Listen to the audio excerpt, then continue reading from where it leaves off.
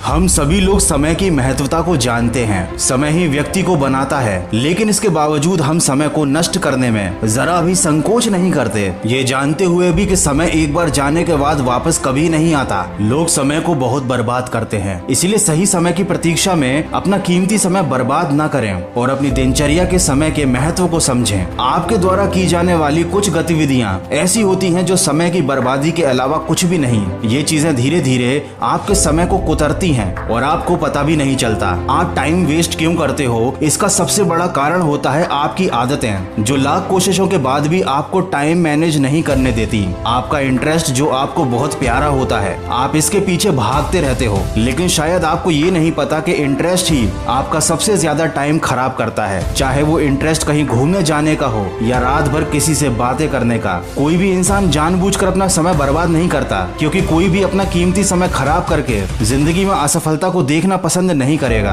लेकिन समय की बर्बादी इसलिए होती है क्योंकि कुछ लोगों के पास करने के लिए कुछ अच्छा काम होता ही नहीं। अब उनके पास फालतू का टाइम है तो वो कहीं ना कहीं तो बर्बाद होगा ही। ऐसे लोग उन कामों में अपना टाइम इन्वेस्ट करते हैं जिनमें उन्हें मजा आने लगता है। दोस्तों, टाइम मैनेजमेंट एक बहुत ही शक्तिशाली फॉर्मूला है जिसे आपको अपनी लाइफ में उतारना ही होगा, वरना आप कहीं के नहीं रहोगे। आपको अपने काम को बार बार टालने की आदत को छोड़ना होगा। अक्सर जब हम खाली बैठे होते हैं तो सोचते हैं कि इस काम को करना है, लेकिन आलस्य के कारण हम बार बार उसे नजरअंदाज करते हैं। बाद में जब समय निकल जाता है, उस काम की समय सीमा खत्म होने वाली होती है, तब हम जल्दबाजी में उस काम को करते हैं। फिर हमारे मन में ये विचार आता है कि इस काम को शायद अगर हम पहले ही निपटा लेते तो इसे और अच्छे से कर सकते थे। इसीलिए कभी भी अपने काम को नहीं टालना चाहिए, इससे आपका समय बहुत ज्यादा खराब होता है और काम भी ठीक से नहीं हो पाता। समय को बर्बाद करने वाली दूसरी सबसे ज्यादा महत्वपूर्ण चीज है दूसरे व्यक्ति का काम करना। मैं ये नहीं कह रहा कि आप दूसरों की मदद करना या उनके काम में हाथ बटाना छोड़ दें, लेकिन दूसरों के कार्य को पूरा करने में तभी मदद करें जब आप अपने सारे कार्यों को पहले पूर्ण कर चुके हों। क्योंकि इस बात को ध्यान रखें कि आपके खोए हुए समय की भरपाई करने में आपकी कोई और मदद नहीं कर पाएगा।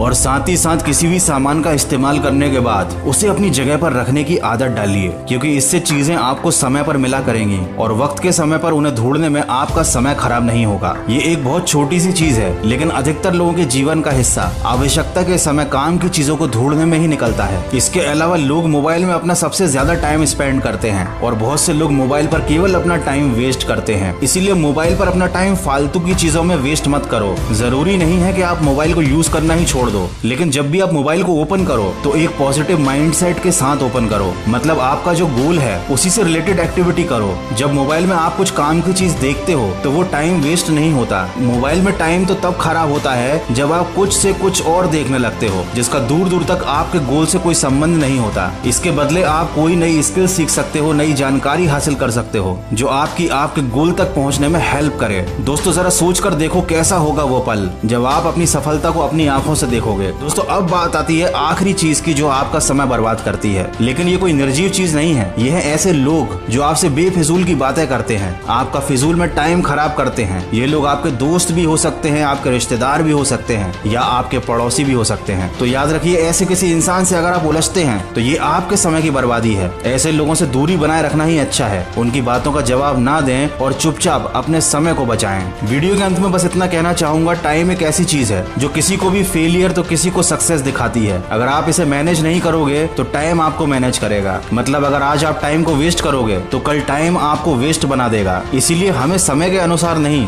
बल्कि समय को अपने अनुसार चलाना है। आपको अपने 24 घंटे को इस तरह से मैनेज करना है कि आप कम समय में ज्यादा अचीव कर पाओ। तो और समय ना लेते हुए मैं वीडियो को यहीं पर विराम देता हूँ। आशा करता हूँ इससे आपको कुछ सीखने को जरूर मिला होगा। तो अपने समय की कीमत को समझिए और जिंदगी में अपनी कीमत बढ़ाइए।